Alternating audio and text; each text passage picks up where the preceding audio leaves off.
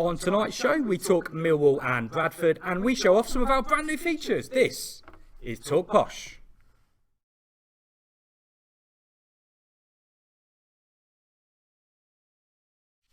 Hello and welcome to the brand new Talk Posh, a show all about our great club, here at United, made by fans for the fans. We are sponsored by our friends here at the Alia Future Business Centre, Peterborough. As you can see, this is our brand new studio, and although the background is, it's okay at the moment, but when it gets a bit lighter outside in the next couple of weeks, you're obviously going to see the pitch, get a bit of the stands as well, so that's all good.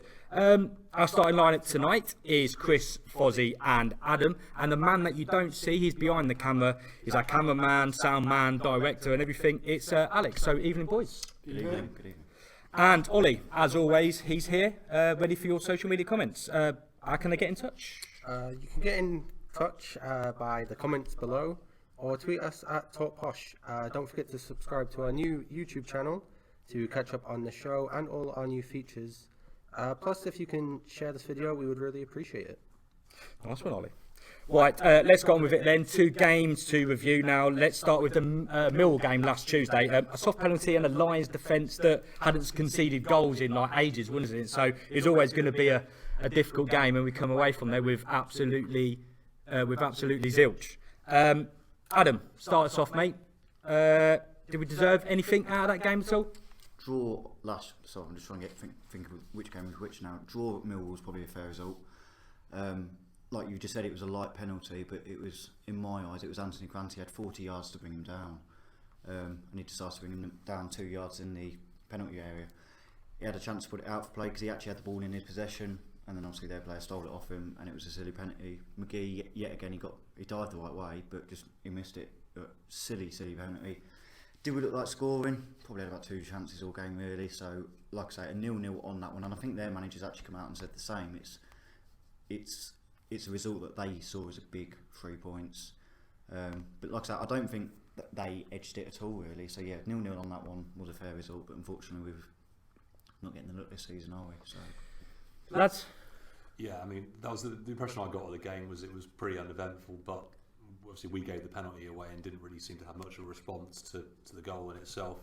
It was interesting that Lee Gregory, I think, had missed 2 penalties in the game at Hull in the previous week. Before, yeah, and he stepped up, obviously, put it away confidently.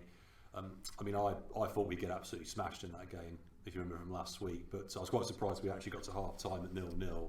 From there, I thought maybe we could actually push on and get a result, because maybe if this game had gone on, had it stayed 0-0, they might have got frustrated, pushed a bit too much, maybe left some space at the back, which maybe we could have exploited. It's a testament to the job Neil Harris has done there as well. He's actually engendered a lot of what we had earlier in the season, where they'd sort of just grow a pair, dig in and get the result, and when they had the lead, they obviously defended it seemingly pretty well too. Apologies if we've got some technical issues. I'm just checking. It looks like we might have. It's just that this is our brand new show, so the mics might not be brilliant at the moment. But if it's not so great, then let us know. That'll be good. Anyway, let's just go back to the Millwall game then, boys. Did we expect anything out of the game going to Millwall anyway? From the sounds of it, we went there potentially getting a draw, going for the 0-0. We're a team who just can't seem to score at the moment. We've got a strike force that's lacking any confidence. You're going up a team. Was it 8 clean sheets in a row they'd had before that? I mean, unbeaten in 17-18, I think, wasn't it as well? Something like that. I mean, sometimes you just got to accept really that you've got to try and play for the 0-0. It was something that we kind of needed to keep getting a point or so for our season to keep going on. We knew that Bradford was also going to be a tough one after that, but yeah, it just seemed like the beginning of the end really for the season. And unfortunately, like you said, I think the commentary that I was listening to, their criticism was the same as yours.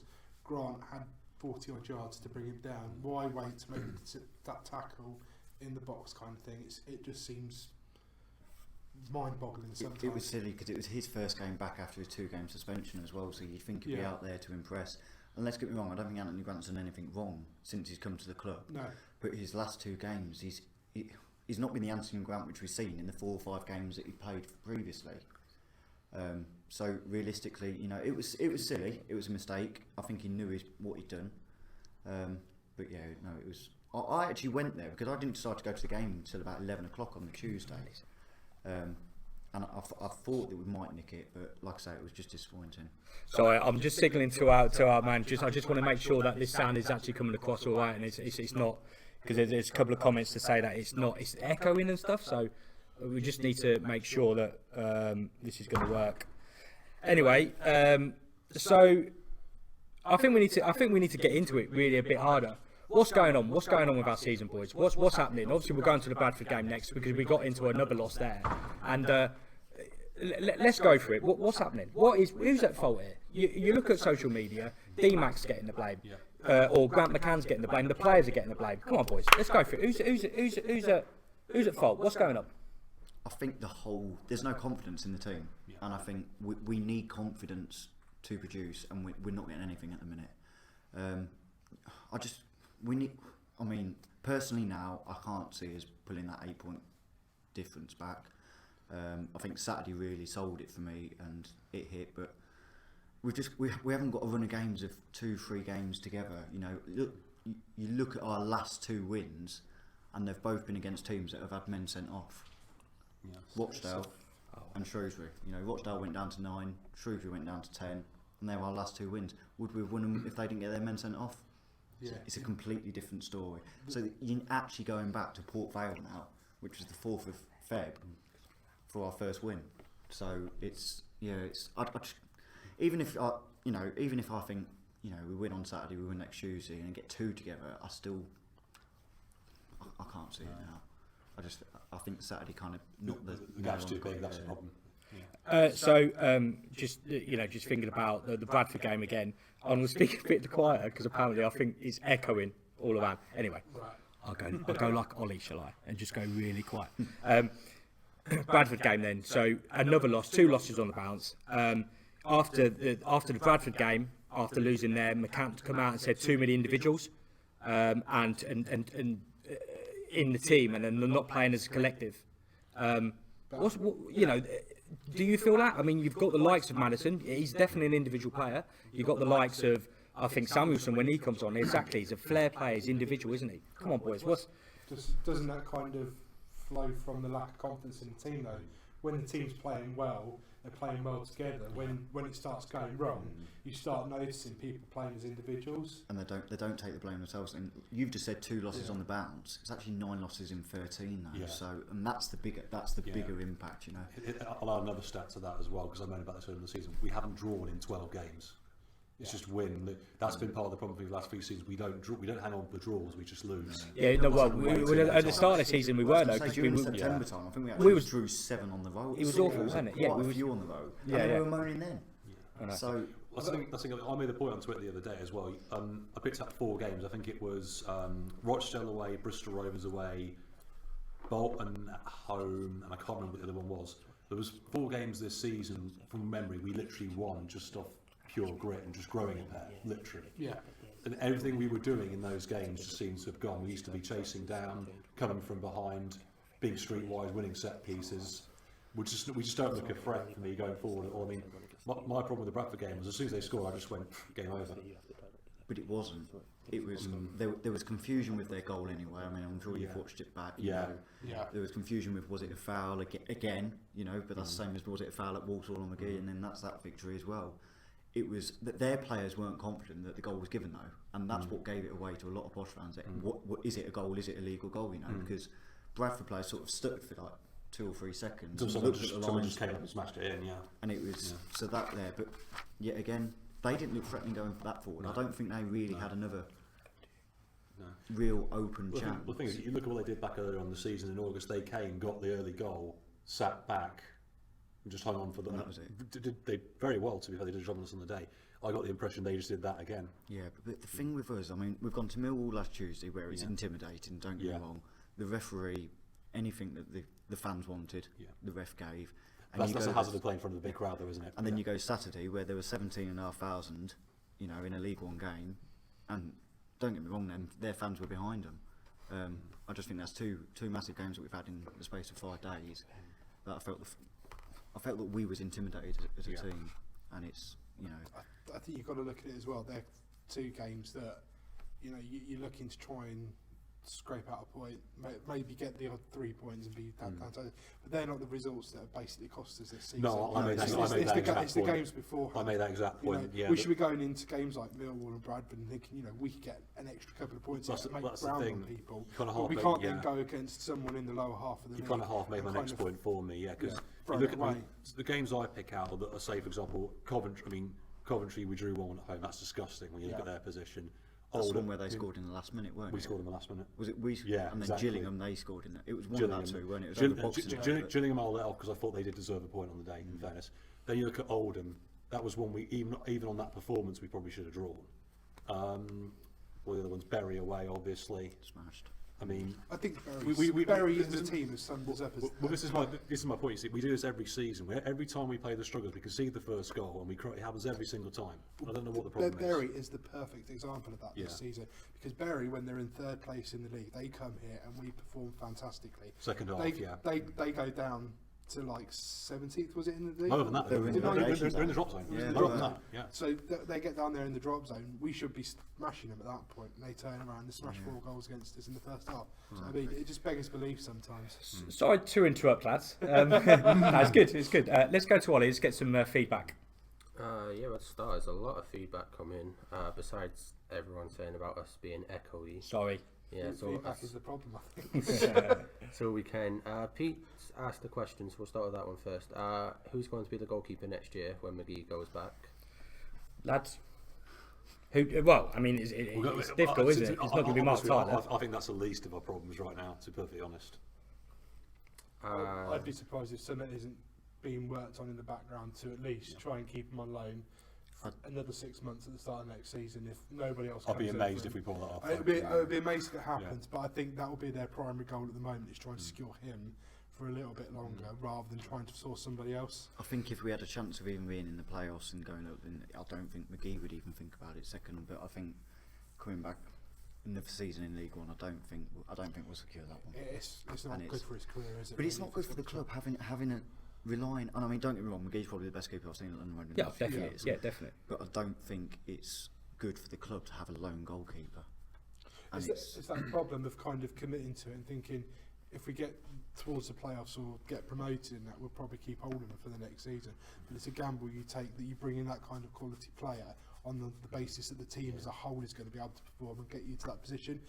And you kind of, if it doesn't come off, it kind of shoots you in the foot. It's like a team going into the Premier League and risking it and spending a couple of £1 million on players and that, and not quite making the grade and getting relegated. You've probably financially put yourselves out there a bit. Definitely. Okay, let's see what else is going on. What's going on, Ollie? You can't see Ollie, by the way. Bless him. My mum's just messaged me and she said she can't see me, but I'm here, Mum.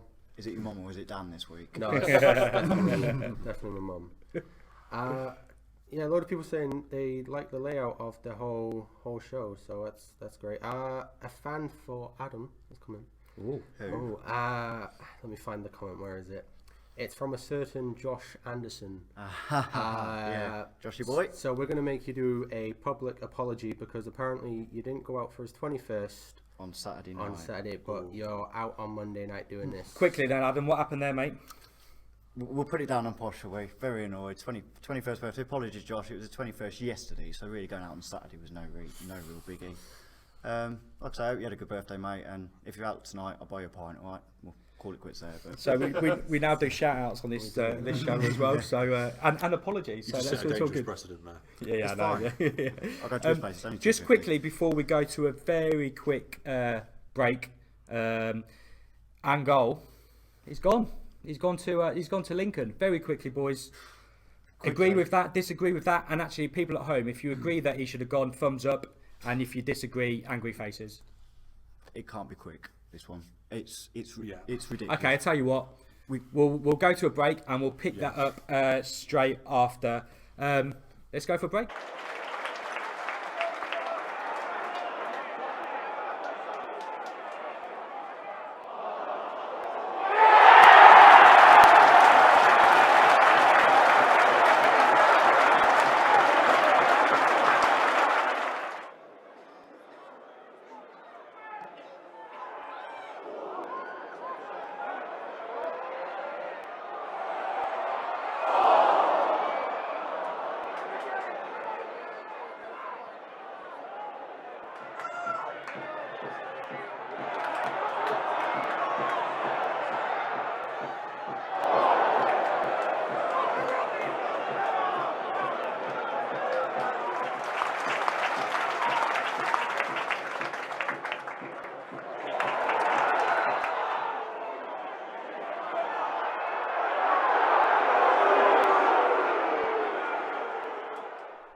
Okay, so welcome back. Hope you enjoyed that. That was from I think the Leighton Orient game. Was it a couple of years ago, boys? Fozzie, you chose this one. Yeah, it was one of Robertson's first games. So and this was a day in history, weren't it? So this happened. Was it this day or? I think it was a day off it, but it was the closest thing I could find to it, basically. Yeah. That's fair enough, mate. We'll let you off. Anyway, what was you done on this day in history a couple of years ago? Did you say Magaluf, was it? Oh, I took Josh to Magaluf for Did his you? 20th birthday. And now we're saying- Oh, he's moaning about his 21st. So Shocking, mate. Shocking. Anyway, so Oxford are the visitors to London Road Saturday, who come to us in great form. I know they lost at the weekend, but lads, it's another tough game for us. And like we said, Angol's going to be missing, and that's where we're going to pick up first. Let's go for the Angol thing, boys. Because by the looks of the angry faces, not a lot of people are happy. it's not angry faces. It's confusion. We can't score goals yet. We've got Shaq on loan to Mansfield. We've got Angol now on loan to Lincoln. I know we've got Luke James on loan, but that's 3 strikers that we've got out on loan, and we're struggling to score goals. It baffles me. Angol, to me, yes, he struggled once he's come back, and he's actually only scored. I think he's only scored 1, hasn't he? Which was the Gillingham one rebound, off the bar. So yeah. realistically, he has only scored 1. But when he's played, has he looked awful? No. He could have scored at Chelsea. Let's be honest. And how he didn't ever score, I think he'll. And he set up Nicholls' goal. Yeah, he did actually think about it. So how he's not scored, I've got absolutely. Joshua said something else now. No, how he's not scored, I've got no. no idea how he didn't score there. He played at Oldham away where we all had a bad game that day. But realistically, I don't think Nicholls has. And Coventry when we were all dire as well. I don't think Angol's done anything wrong since he, but he's just not had. He's not been given the time. So I think that one. I don't think it'll bite us on the foot because I think I can't see his. Are you happy or Chris? I think it's basically an admission that the season's over and McCann's thinking of ways to get game time in for somebody and maximise the game time we can get for all our strikers going in for next season. But the season wasn't over in my eyes before Saturday at Bradford, and it came out actually on Friday that. Was it on Friday? Yeah, it came out on Friday that they was going to put him out on. Yeah, I saw that. Yeah. It is a I didn't strange move. honestly. I didn't think the season was over until Saturday. I think you push him forward. If we won on Saturday at Bradford, we was only 5 points off Friday night. So I mean, it is 8 now. But I think there you've still got, half a hope. Whereas, I don't know. But like Chris says, is it admit that this season is over now? The interactions we've had with Lincoln this season, because Harry Anderson's been out there for the first half of the season, and we called him back, and I know he got injured pretty much. As soon as I think he was injured when we called him back. but Or something. I just don't understand why they wouldn't leave someone like Harry Anderson out there and say, even if he's a little bit injured, stick out there because he was doing fantastic out there. Bring someone like that back and then send out another player to him, kind of thing. The thing is with Lincoln, do they need another striker? Because They're doing all right, haven't they? Or they've been doing all right. And they got a game in hand, I think. As well. I think the Well, league's they will because the FA Cup, weren't they? They've got Arsenal it's next. closed up a bit on them though since they had the FA Cup run. They lost their best player, didn't they? To was it Southend? Was it Theo Robertson went? So Yes, I did see I that, don't know whether they're I don't maybe think- looking for an attacking but it's threat still, but Yeah.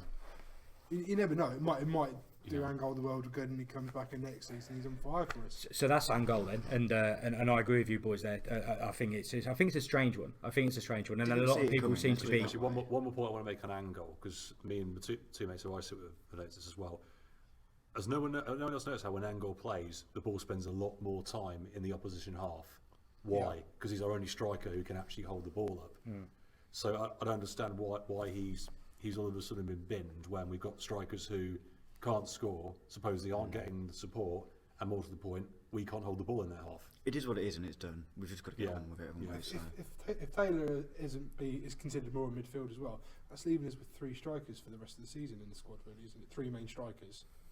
That seems odd to me because it only takes one injury and we don't have a proper striker. Yeah, on the unless you bench. start thinking about playing Samuelson or Madison up there. Do you want to do that? No, probably not. Well, but we're not scoring with the people that we've got. So by changing things and by doing something different, is that something that we can look at doing? I mean, there's a lot of people. Is it doing something different though? Because the one difference we could have probably done is bring someone like Angol in, and we've kind of got rid of that option. So we're stuck with playing the same strikers up front because it has been in recent weeks CMS starting with Nicholls and Junior coming off the bench. But what I've noticed since Macca Smith's come back is he can't do 2 90 minutes in a row. Yeah, he can't. And I was going to ask a Which question I about understand. CMS. Is he going to get his 100th goal? I think he is. Yeah, against Bolton. You don't think he is? No, I mean, if he's not going to get it against Rochdale when they've got 9 men, he's had how many sitters? he did have a lot of everyone chances. was trying to set him up against Ross. Yeah. I know, they were, I yeah. mean, Yeah. Maddison usually shoots. He was trying to set him up, and Yeah. he was creating chances. I reckon he had about 6-7 chances, and that's Yeah. But he is a guy. Even in his first spell, like when he was first with the club, he needed 3 chances. But he In didn't the miss first ones two quite as seasons. bad as that. Maybe, Not consecutively, Maybe it was anyway. regrettable not letting him have that penalty when him and Maddison had an at argument. Port Vale. Because it would have basically just got that monkey off his back. It is, and I think that's right. I think he's just, you can see it, he's so tense on the ball. I think he just wants that I goal. think once he gets that one, though, I'm not saying he's going to get 20 No, goals. No, I I agree, he's going to think get a few. I think it will, because it's in his mind, you can Yeah. tell. I think he needs to get it at home as well when everyone's watching as well. Let's go to Ollie quickly. Yeah, it seems to be quite divided. A couple of people saying it was a good move for Angle. He needs game time. A couple of people saying it was a poor decision. Someone says, was it Mark? Mark says he's not sure whether we'll see Angle back in a posh shot. Paul also said inexperience up front. Don't know what's going on behind the scenes. He hasn't shown himself up by any means. He needs a good run of games to get his match sharpness up. Johnny's put, we are creating so few chances each game. It's no surprise the strikers are not scoring. What happened to the quick counter attack?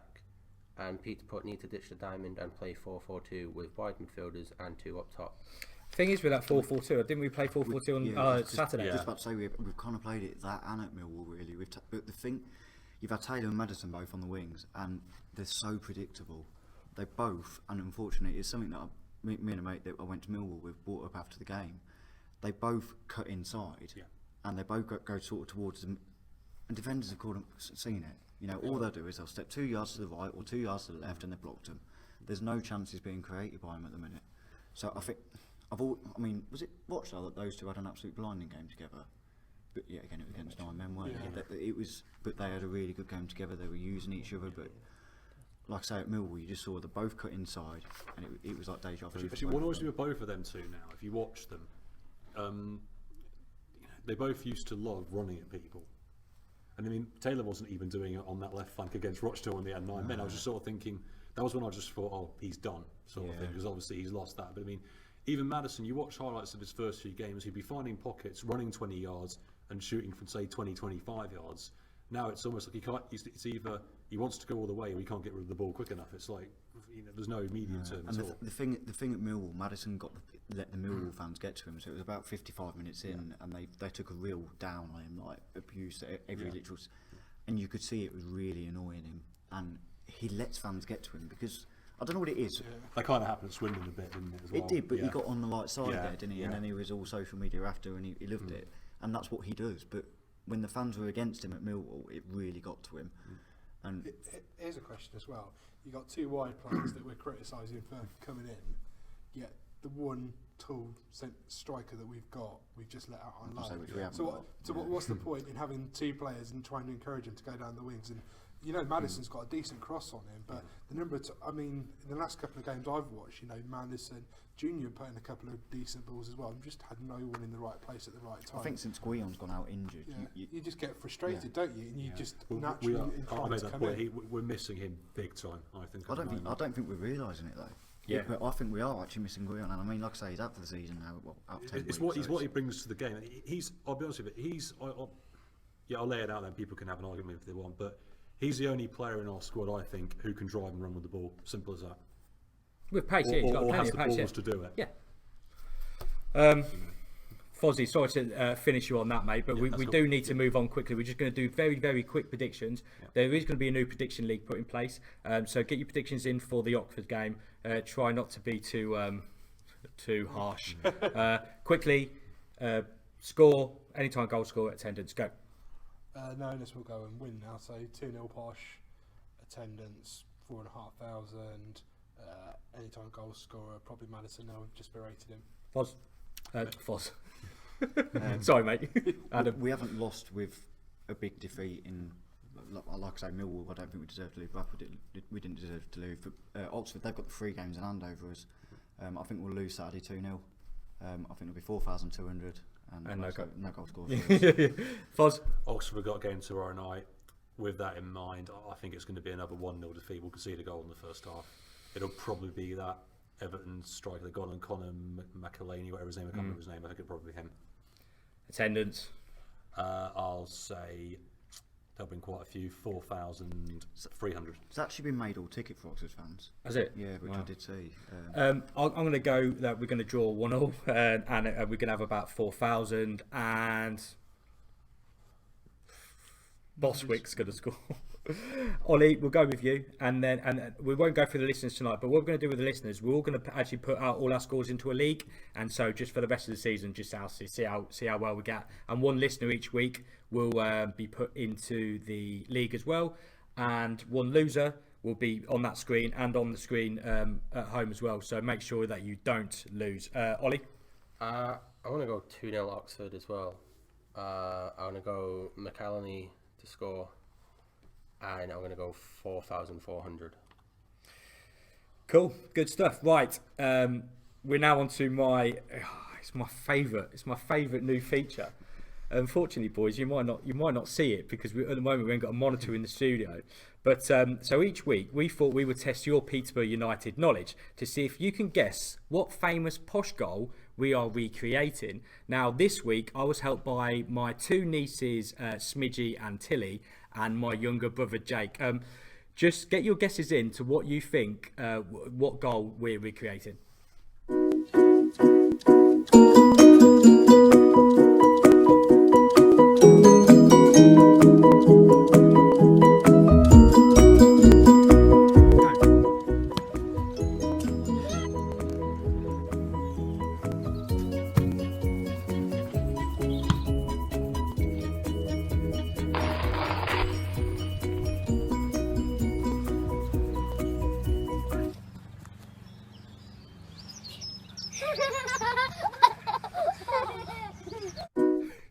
Good stuff. So I hope you enjoyed that, and I hope you enjoyed the acting as well. Yeah, it was brilliant. So that was my my two little nieces, bless them. So what's the guesses? We've got guesses in there, mate. No, not yet. I think they're all dazed. They're all dazed by my acting ability and my football skills. Oscar worthy. Well, lads, any ideas? You just saw it at the end there. It's not from this season because we haven't scored a goal like that this season. So. No, that's true. They all look too confident, to be fair, going forward. Oh, here we go. We've got one in, and he's got it right. Ooh. Gaz Simpson got it right. Is of course King Kenny at Wembley. We'll just show you the real goal itself. Can Peterborough pull one back here as Charlery breaks forward? He's in with a chance, he's into the area! He's got it! Ken Charlery! 89 minutes! Welcome back. Yeah, there's a few more guesses coming in as well. Obviously it was Ken Charlie. We've got Matt Cole said it as well. George Simon says it as well. Yeah, all of you. And so we're going to be doing that each week. There's going to be hopefully some different people doing it. Might even get these boys involved, get their boots back on, and see what they can come up with. So what we thought we would discuss now is just a bit on the announcement that happened at 6 a.m. last Thursday, which was an absolutely random time. I don't know why it sort of come out at that time. It was the season ticket prices and how you can become a Posh 12. So, boys, any of you going to be signing up for the Posh 12? Going to get your application form in there and get it going? What's going on? I think it only actually came out, so it went in the paper today, printed into it there, because obviously they come out every Thursday, okay. don't they? So Right. I think that's the reason why it came out at 6 o'clock. Season ticket prices, obviously, it seems to cause a little bit of an uproar with a few fans, but you're never going to please everyone. I think it's gone cheaper to sit, and then I think it's about £24 more to stand, so it's actually only £1 a game, isn't it? I think the Posh 12s thing is different. Don't get me wrong. I don't know how many other clubs have done it, if any. I think we have talked about this on the show before, but I think it's important that if we are doing this, then we get it out there, and we don't just have a 1 week wonder, even a 1 season wonder. If we're going to do this, we're going to do this properly. I think you look at the website that they've created, and fair play to them. You know, obviously the videographer Tom Stent at the club, Tom's fair play. Tom has done a lot of Yeah. that, and like I say, hats off to him, because I've spoken to him quite a lot, and he's done a hell of a lot of work on that. I think what is also good for people that do go home and away, that and I know it's a lot of money, but that £1,600 one straight up. I front, saw that, yeah. What else do you get out of that? It's just that home and away you get ticket. home and away ticket. You get your match program at home. You get, I think it's food and drink at home. You get both home and away kits. You get a personal contact as a player to like have a relationship with as well. A relationship with? Not kind of like that. No, we don't. Blimey, mate. Darren Ferguson's gone. Close match point. But Yeah, so I think it's like a point of contact or something. But it's something that, yet again, you know, you'd think about it. Yes, it's £1,600, but then all you need to think about is your travel. That's it, really. Yeah. And it's a good thing. And I was speaking to a few people at Bradford, and I actually got about 2 people that said they debate it. Really? So it's, you know, it is a massive thing. But what you've also got to look at is, what about if you don't work Saturdays at the minute? Okay, you then go into a new job. Yeah. It's a difficult. I can see what they're trying to do. They're just trying to get more. It's new. Yeah, it's a new. But that's the same thing as well. It's making sure that carries on. Fozzie, I've noticed you had very good social media presence in the week regarding the season ticket stuff. Yeah. Talk us through, because how I see it is that what they're trying to do is just align all the seating areas to be one price, because I think Motorpoint was one price, I think the family stand was one, and North stand especially was a lot more expensive to view. So, but you had certain views on it all, Foz. Yeah, I think maybe I thought initially too much was made of the drop in the price for the adult in the South Stand as well, because that's where I am at the moment. I think it was a difference. I think it was £25, £26, something like that, wasn't But that's been increased on the terrace, yeah. Of course, yeah. So it's, but I mean, because what I think the club don't look at sometimes is, you know, I mean, this is kind of where I am as well. I mean, some people will go to a certain place in the ground because they've got mates or because they know the people who stand there.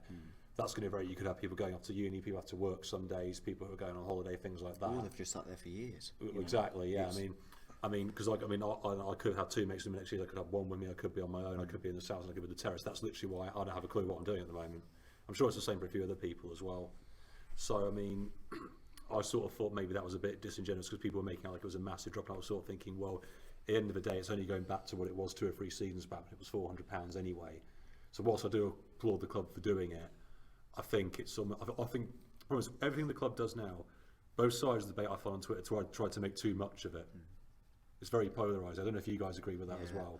I think the thing with the club, they'll never do it right. And McAntony, I think this year he's done it, but I think it's when you see the likes of Bradford that have done it for £149.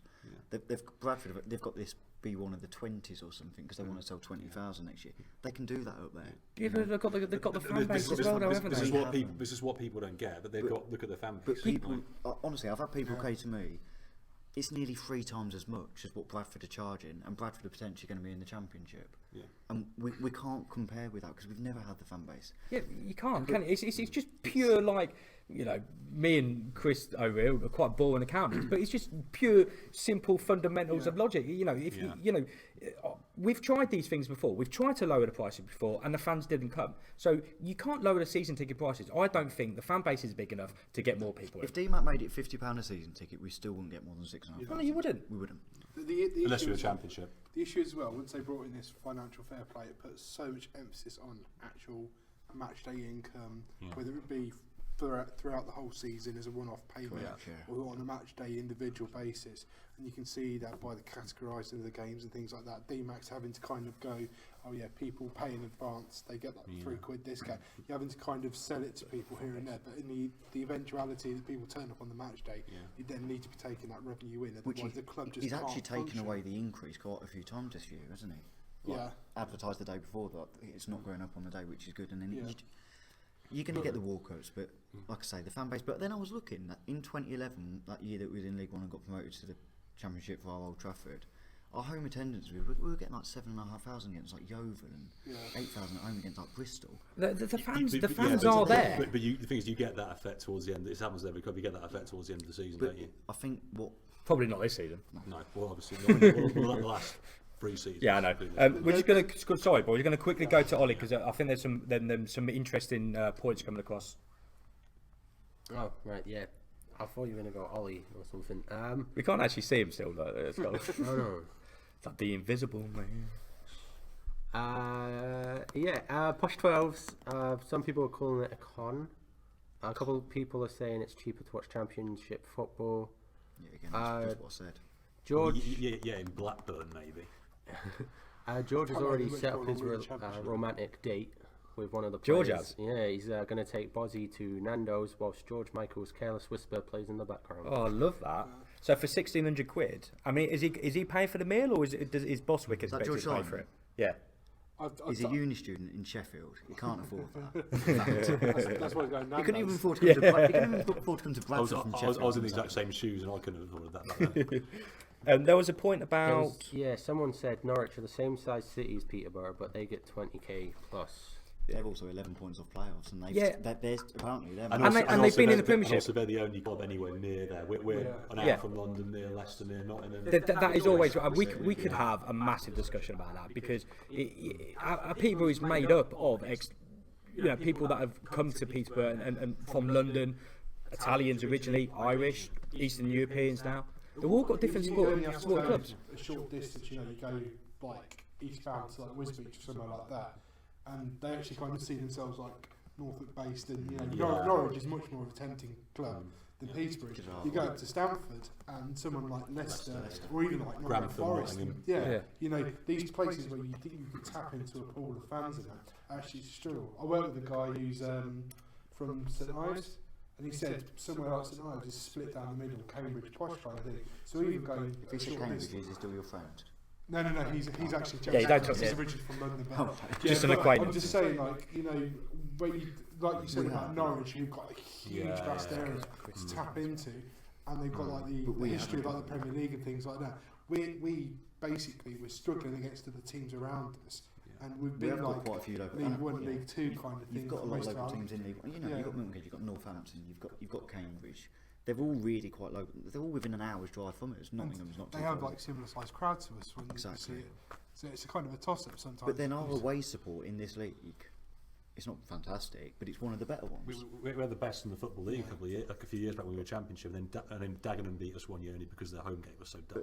But you know, It is really. So there was just another couple of things that came on. What else we got?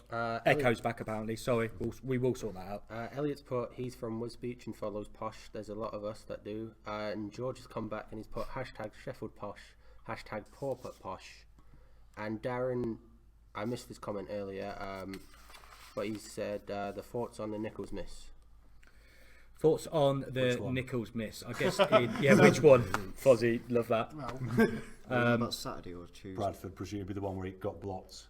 Oh yes, Madison so put it back. I'm those guessing that's what CMSs he got means. so it's hit into the channel. CMS and this is the thing. Let's go into it. So I think people are saying about CMS. Why was he brought back to club? Blah blah blah. Okay, he's not scoring. Hasn't got his 100th goal, but he's doing a lot more, I think, than some of the other strikers are doing. You see, he's running them channels. That ball can be played over the top. Bradford especially, the ball was played over the top. Defenders sort of like just kind of thought, I'm okay. CMS come round the back, come at the back of him, won the ball, put it in. Nichols on a play, and he could have done. He could have done better with it. He could have He could have done stopped better taking with the it. touch, drawn the defender and slide it. I don't think he realised how much time he had though, and that's the thing with Nichols because Nichols sees it's not abuse from fans, but he sees that the fans are starting. I mean, I'm not.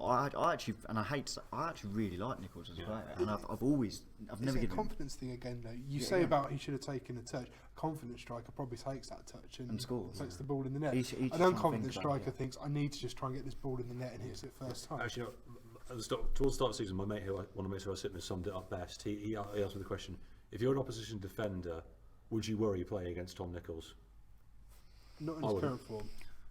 I wouldn't, because what is his attribute? He's not rapid like CMS. He's not a deadly finisher. He's not got much physical presence. It's just like Well, his last 2 goals weren't tackles at I mean, home, were they? no. I mean, Washington. Even when I didn't particularly rate him, at least he had a good turn of pace. He could catch you out. Nichols, you look at him and you think, well, apart from just the odd finish, I mean, he's getting better at getting in. The odd finish for me though is fine. I agree, No, but- the finishing is fine, but it's the odd finishing. So if he can finish 20 goals and he does absolute nothing else for the team, fine. And we're actually still Fine. talking about our top goal scorer this season. Well, no, that is a very, take it away. very fair point. You know, fair enough. It's 12, isn't it? I think he's got, but we're talking It's about 10 in the league, and I think 12 will come something like that. But how many of the other strikers in the team are they anywhere near him in terms of goals? You're looking at people, only Guion and Madison are. yeah, I think, which are midfielders. So Yeah. in actual fact, as a striker, he's doing considerably better than the other strikers in the team. And they've got next Tuesday against Chesterfield anyway, because Yeah. he scored against them all the time. So Right, let's. scored against Oxford as well, didn't he? On the season. you did. Yeah. Yeah, but we lost that one in the 90th minute to a penalty. So We've got one last feature for you before we go, but we will just go to Ollie quickly to see if he's got anything else. I mean, I just saw someone said Nichols is Bambi on ice, apparently. So Yeah, a couple of people saying they like Nichols. Him and Angle made a good pair. Paul says Sam's put Nichols as like Bambi on ice. Someone's put Nichols looks faster than he is. Gaz has put we need Southend's front line. And a lot of people are saying we have good quality away support when we go to away matches. yeah, well we do, and that is a good thing. There's always sort of been that, isn't it, from a posh perspective, isn't it? That where we do take a good crowd away. but we say it's good. It's probably not that good, but for us, and it's in our Yeah, for league, us, no, you good. know, Yeah. As a percentage wise to our home attendance, is good. You look, yeah, Surely, yeah, that's what you've got to look at. You know, I think.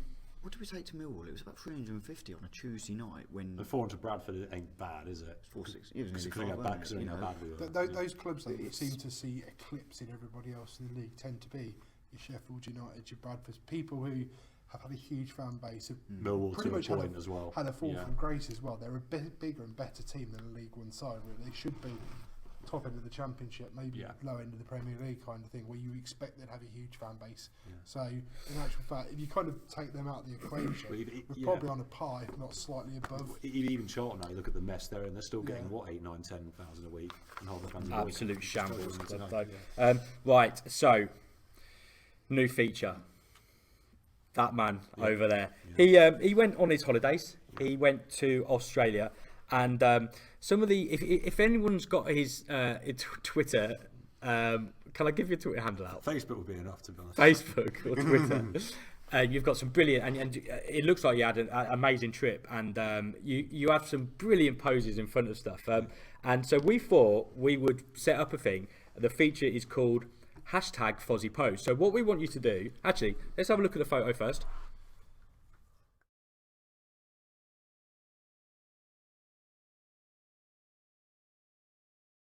You got Fozzy on the left, I believe, and Chris has actually done his own version of that photo, and I think it's a great post. So what we want you to do is get involved a bit more. So we would love you to, if you could take a photo of you doing the Fozzy pose in places related to Posh, or if you're in a Posh shirt, or if you go to an away ground maybe, or on holiday. If you could do that, and you tweet us at TalkPosh, and remember to put the hashtag Fozzy pose, and that'd be great, because then we can Link it up with the other photos. link it up with the other photos, have it on the show, so the best ones will be on the show in the future. What do you think about that? That was a good idea. I'll say one thing. I mean, because I remember you I think you made a comment on one of the previous podcasts. You should just you could just stay here and climb the railway bridge. Yeah. Well, I mean, that probably. I mean, the Sydney Harbour Bridge. I think took. I think it was about 11 years to build.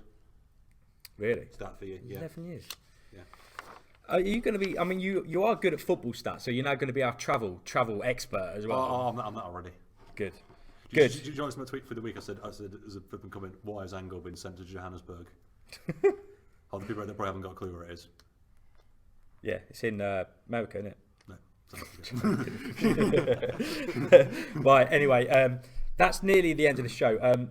If you want more of a laugh, and I can't believe I'm saying it, but if you tune into Channel 4 on Wednesday at 5 p.m, you might see someone's ugly mug on Channel 4. So make sure you tune in and see what's that. Anyway, brilliant tonight. Thank you very much. Sorry, really sorry for all the technical issues we have. We are going to get better. Hopefully you liked the input that we have and the feature that we've got in the show.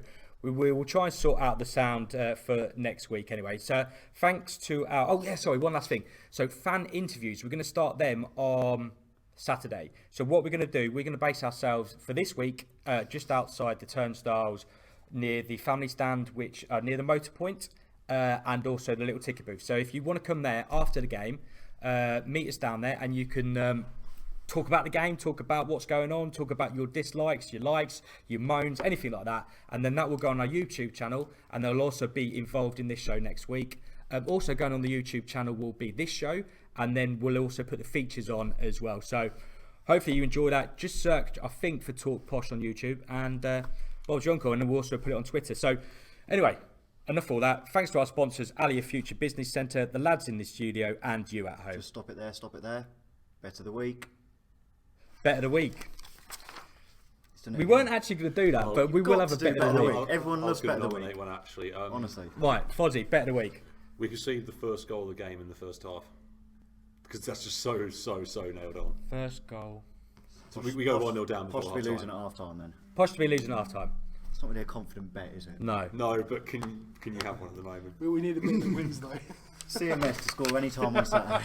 Actually, no, go with that. No, because we need some money, mate, to be fair. So, Like I said, I can't see Saturday. We won one yet, I don't think we have. Nope.